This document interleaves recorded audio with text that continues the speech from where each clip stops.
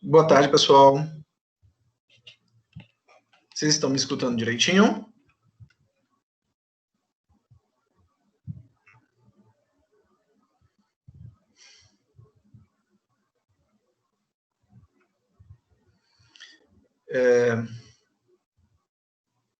Ivan, boa tarde.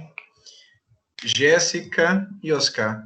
Eu vou pedir que, se possível, vocês informem nos grupos que já estou logado, para que a gente tenha esses últimos 50 minutos aí do nosso encontro.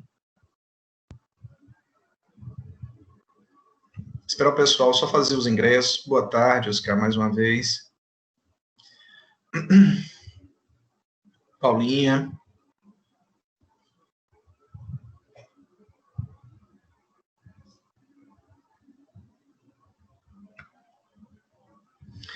Boa tarde, Lorena. Como é que vai?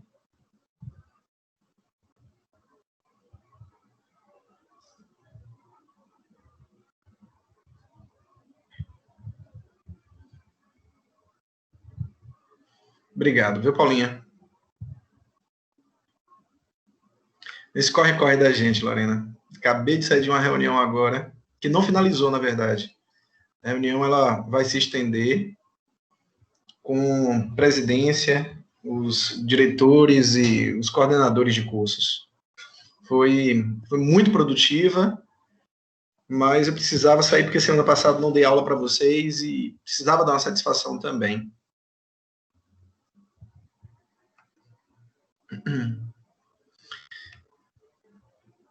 Esperar só mais uns 2, 3 minutinhos, gente, que é para o ingresso, tá bom? Do pessoal. Boa tarde, Giovana.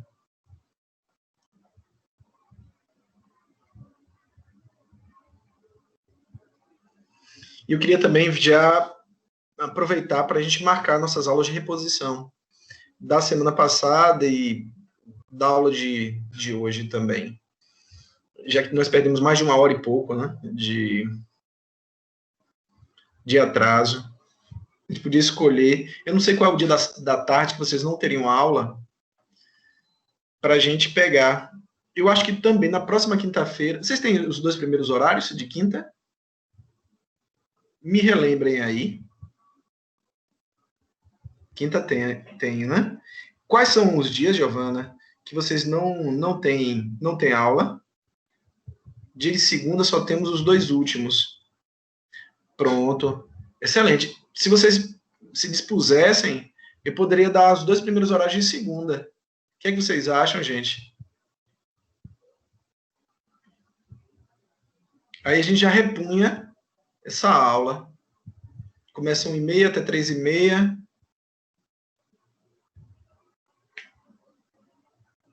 Melhor que sábado. Verdade. Verdade. Então, podemos nos encontrar, já fica previamente marcado, vou pedir para a Lavínia. Deixa eu mandar aqui uma mensagem também para ela, que eu acho que eu acabei não enviando.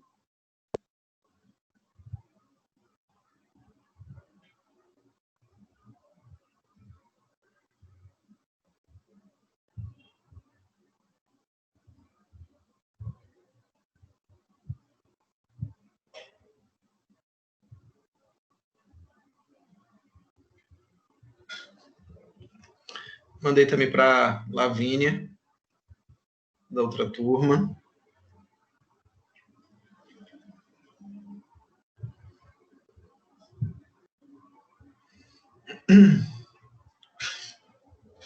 Bem, enquanto a turma está tomando corpo na aula, se chegando, desculpa, eu fiz essa parada só para ler a mensagem de Lavínia. Pronto.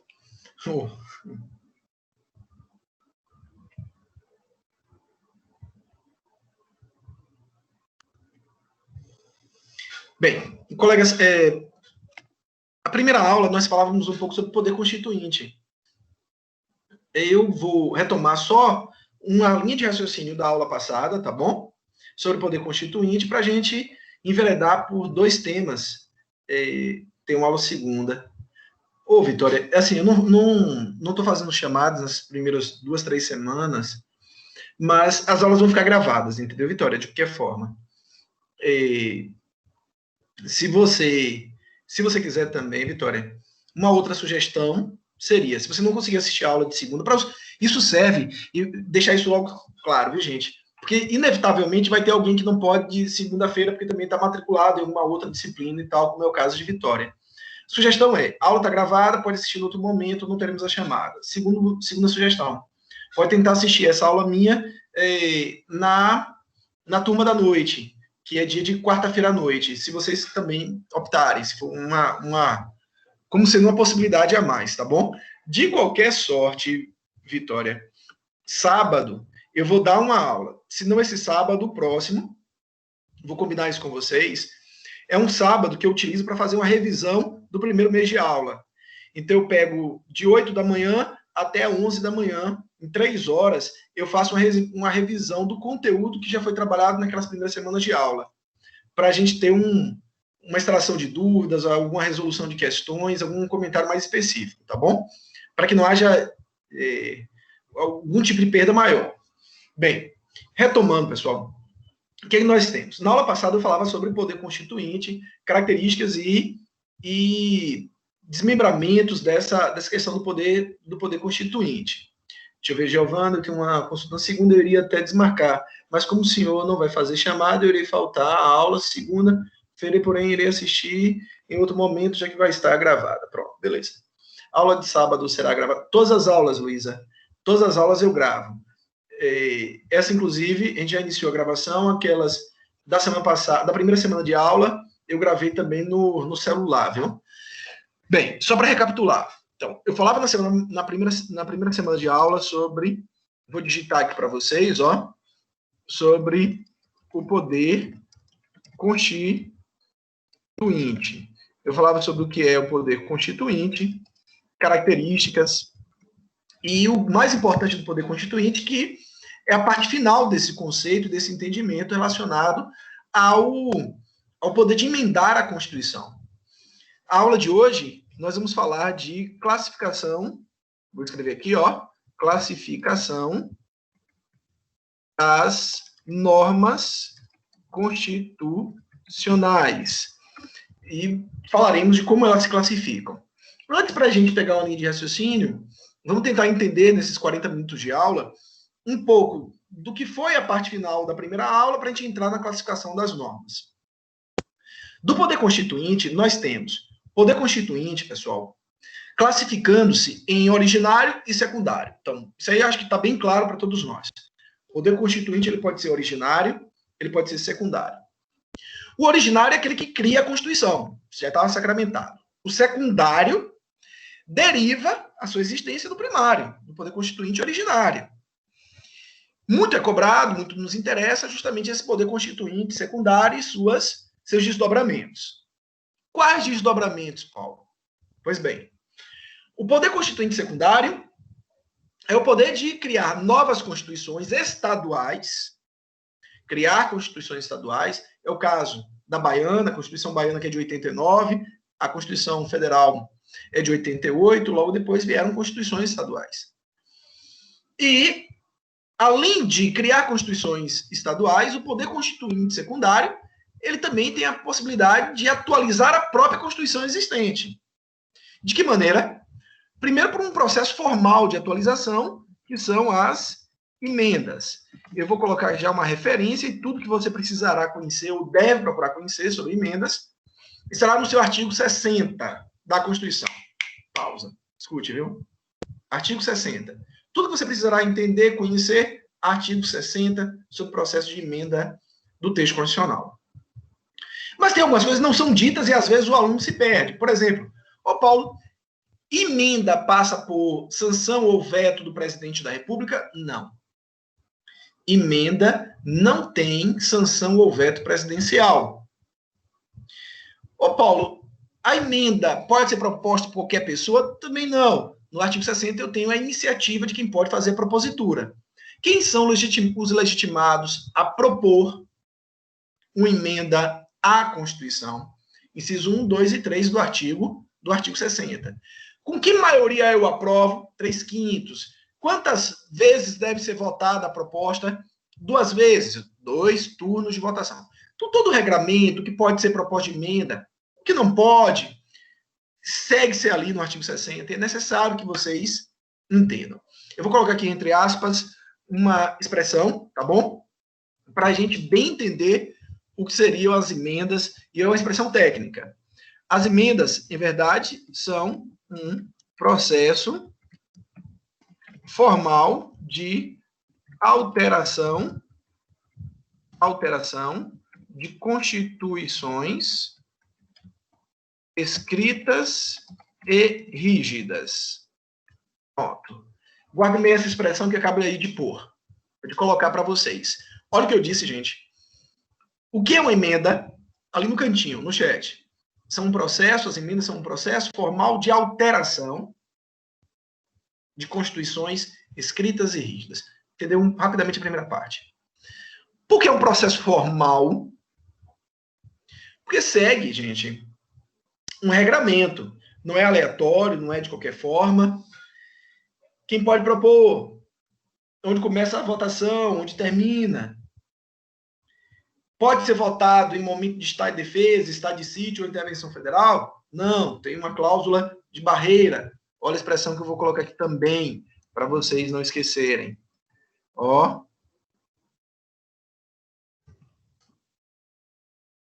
Cláusulas de barreira.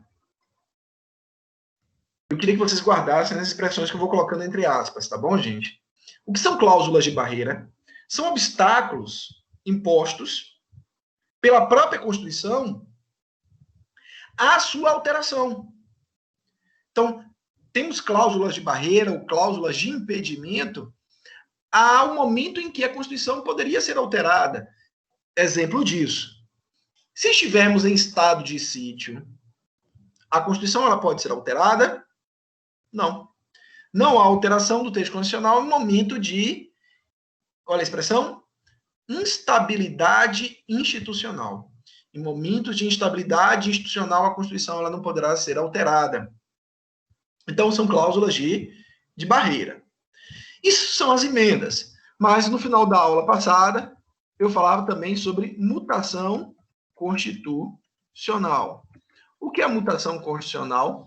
A mutação constitucional é o contrário. Não é um processo formal de alteração. É um processo de alteração informal. Quem que vai alterar o entendimento da Constituição? Nesse caso, o STF, o Supremo Tribunal Federal. De que maneira? Na medida em que interpreta o que está escrito de maneira extensiva, ampliada, distinta. Compreenderam? Então, como se dará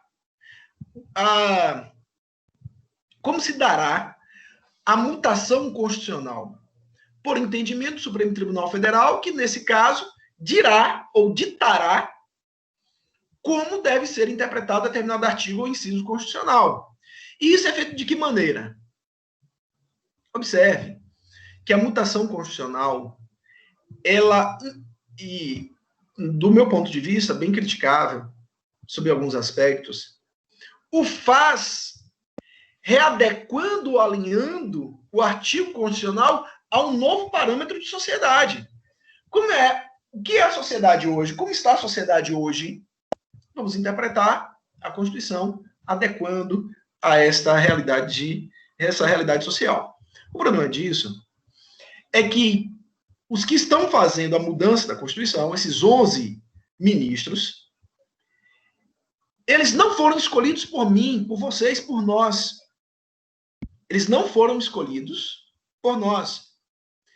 Imagine que eu tive que votar, nós compusemos ou criamos um Congresso Nacional, onde temos 513 deputados e temos 81 senadores. Eles têm legitimidade formal, constitucional, para alterar a Constituição. E 11 ministros têm conseguido alterar a Constituição, se sobrepondo, inclusive, há interesses que, em regra, seriam populares. Então, a mutação constitucional é uma forma de alteração da interpretação da Constituição. Então, aí, temos que ter uma cautela maior, mas é uma demonstração de formas de atualização do texto constitucional sobre outros aspectos. De quando em quando eu faço alguma orientação de TCC, e temos hoje o ativismo judicial. Vou escrever aqui, ó. Ativismo judicial. Está bem próximo de nossa realidade atual. E o chamado SEI. Vocês lembram ou sabem o que significa essa sigla? SEI, do ponto de vista da atuação do Supremo Tribunal Federal sobre a realidade constitucional. Vocês têm noção? Alguém teria do que significa a expressão SEI? Tem essa alteração, esse conhecimento? Não. É algo muito novo, é de 2016 para cá, inclusive a partir de rebeliões em presídios no Rio Grande do Norte, é que o Supremo Tribunal Federal, apesar de já ser uma teoria que na América Latina estava sendo, e isso, Cláudia, estava sendo comentada na América Latina, mas em 2016, 4 anos atrás, 3 anos e meio, 4 anos atrás, isso se tornou mais contundente. É o chamado estado de coisas inconstitucionais. E esse estado de coisas inconstitucionais, se nós estamos diante de inconstitucionalidades flagrantes, cabe ao Supremo Tribunal Federal chamar as coisas ao eixo, dar o tronco central, organizar a sociedade do ponto de vista constitucional. Me parece que isso tem uma série de desdobramentos, é interessante entendermos isso, o que seria o estado de coisas inconstitucionais, e é algo bem novo, e que finaliza esse conceito final de poder constituinte. Pois bem, e como é que a gente pode linkar isso? Por que a gente está revisando esse ponto? Poder constituinte. E vamos revisar outros conteúdos da Constituição. Porque, de alguma forma, meus colegas, isso que nós estamos revisando hoje servirá como base, como um substrato, alicerce de ações que nós vamos aprender a desenvolver. Como é que eu vou escrever um mandado de segurança? Quais são os princípios envolvidos? Como é que eu vou escrever uma ADIM, uma ação direta de inconstitucionalidade? Quais são os princípios envolvidos nessa nossa ADIM? Como é que eu vou escrever um mandado de injunção ou uma ação direta de inconstitucionalidade por omissão? Bem, o alicerce disso é feito nessas revisões do direito material. É quando, então, a gente vai para um segundo tópico, na classificação das normas constitucionais, e seguiremos a classificação mais tradicionalista, que é de José Afonso da Silva. Classificação, vou colocar aqui, ó, classificação das normas constitucionais. Como é que se classifica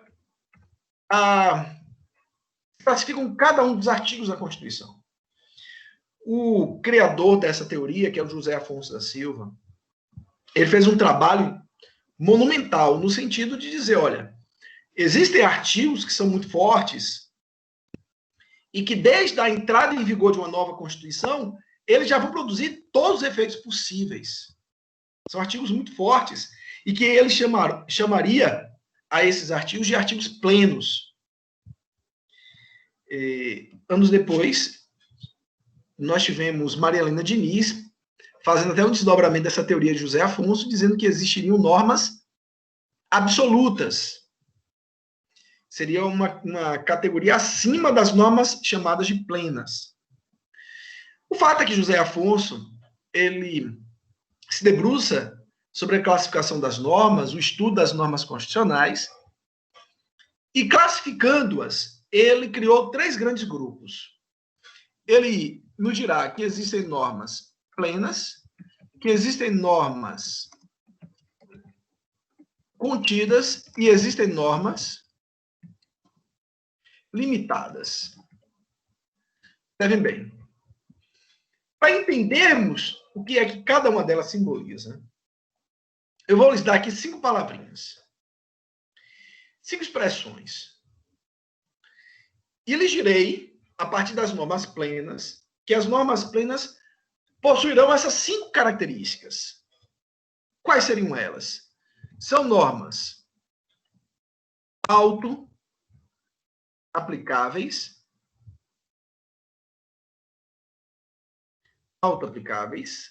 são normas auto-executáveis, são normas diretas, são normas integrais e são normas também imediatas. Pois bem, são normas, as normas plenas, auto-aplicáveis, auto-executáveis, diretas, integrais e imediatas. Pois bem, eu vou dar 0,3 a quem me disser, ou tentar aí definir, ou trazer para mim o sentido dessas expressões. O que seriam normas auto-aplicáveis, executáveis, diretas, integrais e imediatas? Inclusive, se bem o verbalizar, vou pedir só para abrir o áudio. Se quiser abrir o vídeo bem, se não tem problema, mas primordialmente o áudio, né? Para ter essa atribuição de pontuação extraordinária, esse 0,3. Né? E me dizer o que é que significariam essas características para as normas chamadas de normas plenas. Normas plenas. O que são as normas plenas? Auto-aplicáveis, auto-executáveis, diretas, integrais e imediatas. O que elas significam? Paulinha está me perguntando. As auto-aplicáveis independem da lei? E aí, para valer o 0,3, é uma pergunta ou uma resposta? Eu quero que tente aí me trazer a resposta do entendimento dessas cinco palavrinhas. Né? Alguém se aventuraria? 0,3 vai aumentar, vou ser bondoso. 0,4. Tem bem definir o que seriam essas normas. O que é que essas normas significariam? E aí, meus colegas?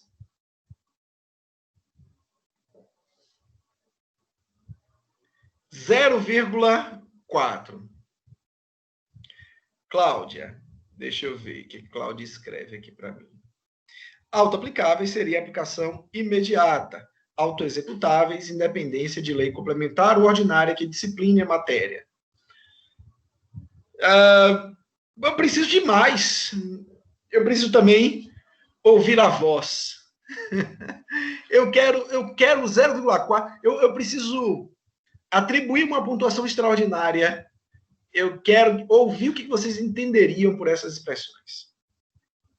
Algo que, inclusive, normalmente o aluno tem uma dificuldade maior é definir o que seria norma integral. O que se entenderia por normas integrais? Compreendem? E aí, meus colegas? Algum aventureiro a mais para me dizer? Algum aventureiro a mais? Estão orgulhosos, não querem a pontuação extraordinária. Se ele explicar pé da letra, o que é pé da letra? O que seria a explicação pé da letra? Seria pegar a própria expressão, Matheus, e falar ao pé da letra? Seria pegar a expressão, por exemplo, auto-aplicável, que ela se auto-aplica? Seria fazer isso? Se você for nessa linha, quando você chegar em integral, como é que você iria definir? Vamos caminhar assim, ó. Observem bem. Tentemos entender essas 5 expressões direitinho. Quando eu digo que a norma ela é autoaplicável, eu estou dizendo que o que é me consagrado como um direito, no momento em que a lei nasce ou a Constituição é publicada, promulgada, eu não preciso mais de complemento qualquer. Exemplo disso, eu leio o artigo 1º da Constituição, onde lá nós temos os fundamentos, deixa eu ver aqui de Cláudia, integrais e imediatas. No momento em que a Constituição entra em vigor, independentemente de norma disciplinadora infraconstitucional. As integrais são as que, quando entram em vigor, já estão aptas a produzir os seus efeitos. Eu concordo. Assim, o que eu precisaria é uma diferenciação. E eu vou diferenciando aqui, vocês vão me ajudar a saber se o que vocês estão escrevendo aqui ao lado, se bem correlacionaria com o conceito que eu vou verbalizar para vocês. Mas vamos lá, ó. Observem o seguinte. A norma, quando eu leio o artigo 1º da Constituição, e o artigo 1º, nós temos os fundamentos da República Federativa do Brasil. Tem lá essa palavra, viu? São fundamentos da República Federativa. Entre os fundamentos está a dignidade da pessoa humana, o pluralismo político, a cidadania, a soberania. São fundamentos. Quando eu leio que lá entre os fundamentos eu tenho a dignidade da pessoa humana, a partir do momento que a Constituição foi publicada, a dignidade da pessoa humana passou a ser auto-aplicável. Não precisando, não necessitando de uma norma futura dizendo como eu vou exercitar ou exercer a minha dignidade humana. Eu não preciso de uma norma que a execute. A autoexecutoriedade ou a autoexecução significa dizer que ela é passível de ser exercida quando bem entender de maneira plena. Vou lhe dar um exemplo contrário disso, do que ocorre com a norma plena. O Estado da Bahia tem um estatuto, que é o Estatuto do Policial Militar, e o Estatuto do Policial Militar, a Lei 79/90, em um de seus artigos diz que todo policial militar tem direito ao auxílio transporte. Mas diz que o auxílio transporte está vinculado à existência de uma norma regulamentadora do governador. Então, imaginem, para você entender. O Estatuto do Policial Militar é uma lei de 2001, 79/90 de 2001. Há 19 anos atrás, essa lei dava a todo policial militar o direito de auxílio transporte. Mas dizia que esse auxílio transporte deve ser pago mediante regulamentação do governador. O que seria a regulamentação? Seria o seguinte: você é policial militar, a Polícia Militar na Bahia deve ter, sei lá, 36, 38 mil policiais. Então, cada um desses 38 mil policiais tem direito ao auxílio transporte. Só que tem um policial militar, gente, que trabalha no administrativo. O cara trabalha de segunda a sexta. E tem policial militar que trabalha 24 por 72 horas.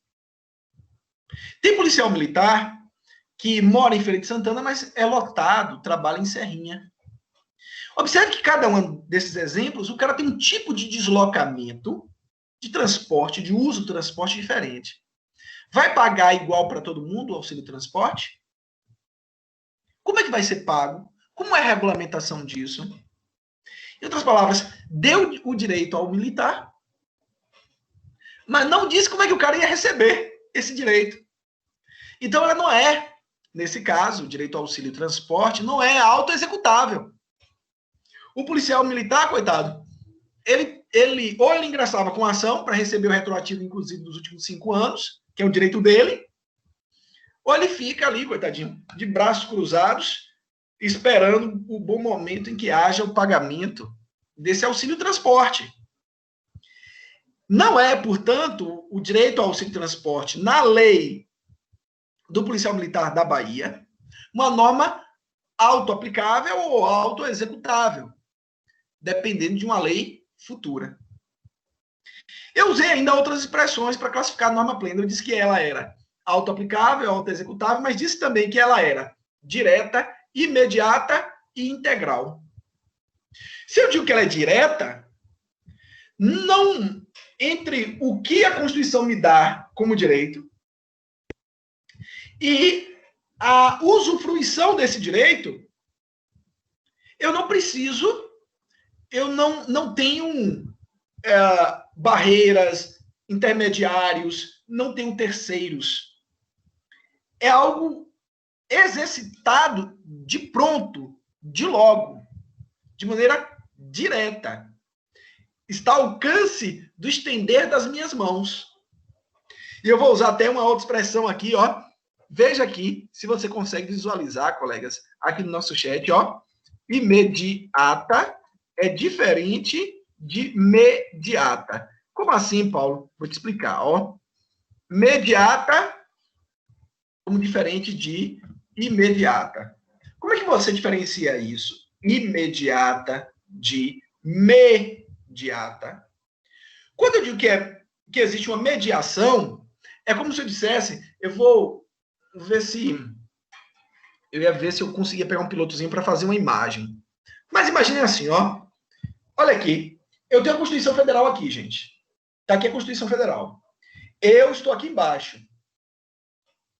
Se eu disser assim, ó, Paulo, você tem direito à licença paternidade nos termos da lei.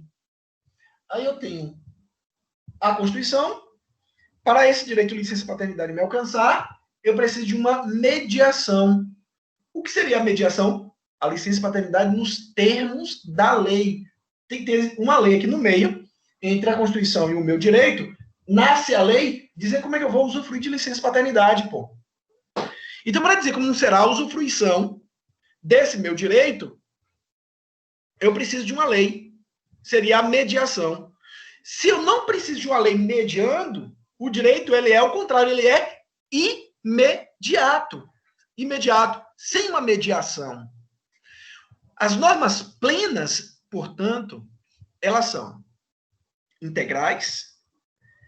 Eu não defini ainda integral, viu? Rapidamente eu vou mencionar isso. Mas são auto-aplicáveis, auto-executáveis, diretas e imediatas. E o que é ser integral? Ela bastará em si mesma a tal ponto que não pode vir uma lei futura reduzindo a força do meu direito. Ela é integral porque ela não pode ser reduzida. Ela é integral porque ela não poderá sofrer reduções. Te dar um exemplo.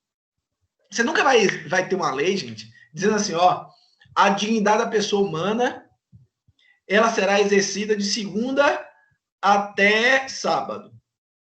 Domingo você não vai ter dignidade. Esqueça a sua dignidade. A dignidade só será exercida de 6 da manhã às 2 horas da madrugada. Entre 2 da madrugada e às 6 horas, você não vai ter direito à dignidade. Não pode, ou não poderá surgir uma lei diminuindo, reduzindo ou inferiorizando o seu direito, colega, de exercício da sua dignidade humana. Compreenderam o que eu disse? Você não terá um limitador ou algo que reduza a sua dignidade. Compreenderam, gente, o que eu disse, o que eu ponderei? Então, a dignidade da pessoa humana, ela é uma norma direta, integral, imediata, não tem reduções, auto-aplicável, auto-executável. Se você entendeu direitinho aí o que é a norma plena, aí, meu velho, vem a segunda parte, que é a norma contida. É igualzinha a norma plena, pô. Ela é auto-executável, ela é auto-aplicável, ela é direta, é imediata. Contudo, a norma contida, vou colocar aqui, ó, não integral. Por que não integral? É a única diferença, gente, entre norma plena e contida. Porque as normas contidas, as normas constitucionais contidas, elas também, vou colocar aqui, viu? A norma contida, ela é chamada de norma restringível. Por que restringível? Porque ela pode sofrer uma restrição, uma redução. Olha o gesto que eu estou fazendo, trazendo aqui para mim. Uma norma que pode sofrer uma restrição, uma redução de sua força, gente. Exemplo clássico, viu? É o exemplo que todo livro traz, o exemplo que eu dou nas aulas de constitucional há algum tempo. É assim: é livre o exercício de qualquer trabalho, ofício ou profissão, vírgula, atendidas as qualificações ou deliberações de lei. Então, eu estou dizendo que é livre o exercício de qualquer trabalho, contudo, atendidas as qualificações ou exigências de uma lei. Ô, Paulo, e se essa lei não existir ainda, aí você aplica a parte inicial. É livre exercício de qualquer trabalho, ofício ou profissão. É pleno, auto-aplicável, auto-executável, direto e imediato. Agora, se surgir a lei, Paulo, restringindo o exercício desse direito, é possível? É. Exemplo, você se bacharelou em direito e antes do estatuto da OAB, você podia de imediato, formou hoje, gente, formou segunda-feira, terça-feira, você colocava na porta de sua casa, advogado. Você já podia exercer a advocacia. Bacharelou-se, plenamente apto para o exercício da advocacia. Compreenderam? Só que aí veio uma lei, que é o Estatuto da OAB, dizendo o seguinte, olha, do bacharel em direito se exigirá uma prova de proficiência, que é o exame de ordem. Se exigirá a prova de proficiência para que o indivíduo ele demonstre capacidade de exercício da advocacia. O que fez aí? O que aconteceu aí? É livre exercício de qualquer trabalho, ofício ou profissão, surgiu uma lei exigindo um determinado tipo de qualificação, que é a aprovação do exame de ordem. Então, as normas contidas são normas que podem ser restringidas, que podem restringir direitos, que é diferente. Normas que podem restringir direitos. Por isso que ela é chamada de não integral. A não integral é aquela norma que pode sofrer algum tipo de redução, diferente das normas plenas. Pois bem, mas o mais importante, limitadas. Rapidinho. Faz uma diferença entre o que eu acabei de falar da norma contida. Olha, como se eu estivesse sussurrando para vocês. Vou até me aproximar mais da câmera. A norma, gente, contida, ela pode, não significa dizer que sofrerá, pode sofrer uma redução do direito que a Constituição te consagrou. Poderá sofrer uma redução. Então, o legislador infraconstitucional ele pode atuar reduzindo a força daquele artigo constitucional. Diferente, meus colegas, das normas limitadas. As normas limitadas precisam de uma lei. A diferença está aí. As normas limitadas, a Constituição te deu um direito, consagrou a você um direito, mas esse direito só poderá ser bem exercido, ou só será exercido, diante da existência de uma lei futura. Cadê a lei, Paulo? Poxa, enquanto não for criada essa lei, não há possibilidade de você exercer o seu direito. Nós temos alguns artigos da Constituição que são normas limitadas, portanto, que precisam da lei futura. Enquanto essa lei, vou dar outra palavra, viu? Só para enriquecer mesmo o vocabulário, porque algumas provas de concursos, A, B, C, D, E, o que eu tenho percebido é que o aluno, ele até sabe o conteúdo, mas ele fica em dúvida diante do vocabulário usado. Se eu disser assim, ó, observe, as normas limitadas precisam de uma lei futura que lhes desenvolva a aplicação. Eu vou dizer a mesma coisa agora como aparece em algumas provas. As normas limitadas necessitam de lei ulterior integralizadora. Isso é verdadeiro ou falso? Verdadeiro. Olha a frase, gente. Vou escrever, viu? Como algumas provas de concurso colocam. Só essas frases são um pouco mais técnicas. As normas limitadas precisam de uma lei ulterior integralizadora. Precisa de uma lei saiu errado aí na minha escrita, de uma lei ulterior integralizadora. Precisa de uma lei futura que junte, que dê ali os contornos entre o que a Constituição me consagrou e o meu direito. Por exemplo, a Constituição garante a todo servidor público civil o direito de greve, vírgula, nos termos da lei. Enquanto não existe lei, ele não teria o exercício do direito de greve. Então, é uma norma limitada porque necessita dessa lei futura, ulterior, integralizando, dizendo como o direito vai ser exercido. O direito de greve. Compreenderam? E aí vem o grande ponto. Para fechar esses 50 minutos de aula. O que é que nós podemos fazer se a lei integralizadora não for criada? A norma é limitada, não for criada a lei. Aí eu posso usar o mandado de injunção ou a ADIM por omissão. Perfeito. Exatamente, Cláudia. Mandado de injunção, que ele pode ser individual ou coletivo. Mas eu vou além, gente. Eu vou usar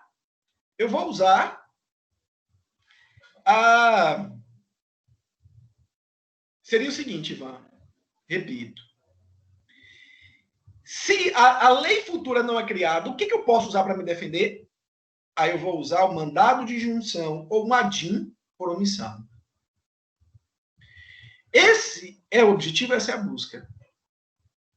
Por quê? Porque essas ações, ADIM e mandado de injunção, elas vão combater, Ivan, elas vão combater uma síndrome, um problema, a síndrome da inefetividade legislativa, ou, como alguns preferem, omissão legislativa. Ou, com preferência ainda, inércia legislativa. O que é inefetividade legislativa, omissão legislativa ou inércia legislativa? Cabe ao Congresso Nacional criar a lei.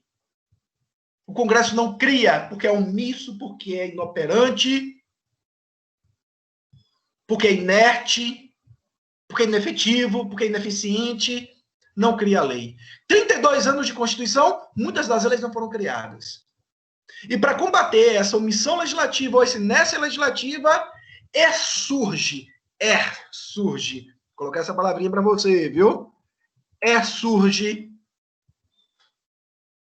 Nasce o mandado de injunção, vou colocar MI para abreviar, porque é assim que vocês encontrarão, e a ADI, ou ADIM, por omissão. Pois bem, finalizarei esse tópicozinho aqui. Ficar certo, Paulinha, e depois comentar com os colegas, divulgar isso, para nós termos uma aula nossa, segunda-feira, não é isso? Os 2 primeiros horários de segunda. Se vocês puderem divulgar entre os colegas, eu vou colocar essa observação no portal Dominus também, para os que não estão assistindo a aula de hoje, mas tentar divulgar isso ao máximo, tá bom? Pedir desculpa, gente, mais uma vez, eu sou um professor tento ser muito pontual, horário de entrada, horário de saída, não gosto de faltar a eventuais compromissos, mas paciência, eu peço sinceras desculpas, viu, gente? É cada um de vocês, tá bom? E prometo me esforçar ao máximo para tentar melhorar nas apresentações e tentar fazer o melhor para cada um de vocês. Quaisquer dúvidas, quaisquer sugestões, eu estou aqui presente para a gente tentar passar por cima, tá bom? No mais, vou gravar aqui a aula, vou baixar a aula para a gente poder fazer aqui a finalização. Muito obrigado, viu, gente, pela presença de vocês aí. Abraço, grande abraço para todo mundo, viu?